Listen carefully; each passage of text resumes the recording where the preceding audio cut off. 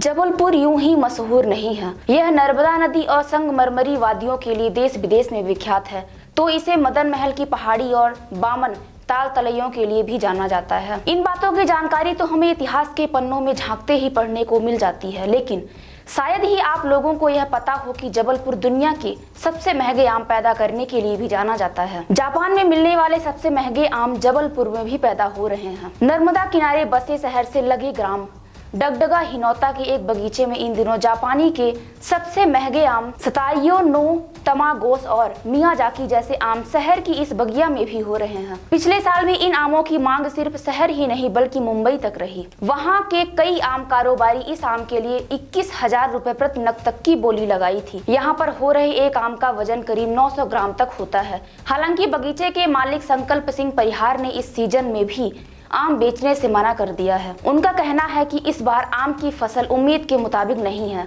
महंगा दाम मिलने के बाद भी इस बार वह आम नहीं बेचेंगे। आम के जानकार बताते हैं कि दुनिया के सबसे महंगे आम का नाम मियाजाकी है। इस आम की खेती जापान के शहर मियाजाकी में की जाती है। इस वजह से इसका नाम भी यही रखा गया। यहाँ पर स्थानीय भाषा में मियाजाकी को टाइयो नो तमागो कहा जाता है।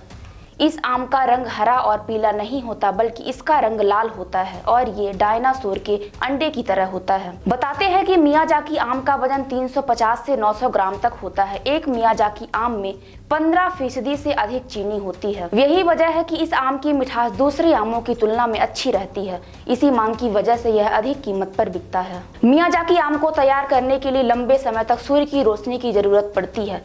गर्म मौसम और अत्यधिक बारिश की आवश्यकता होती है। मियाजाकी आम की सुरक्षा के लिए चारों तरफ नेट लगाया जाता है। मियाजाकी शहर में इस आम की खेती साल 1984 से की जा रही है। मियाजाकी आम का सीजन अप्रैल से लेकर अगस्त तक है। बाजार में मई से लेकर जून में उपलब्ध रहता है। मियाजाकी आम को प्रीमियम फल कहा जाता है। जापान में यह सबसे महंगा आम है। 2 आम की कीमत 8600 से लेकर 2.7 लाख रुपए तक है।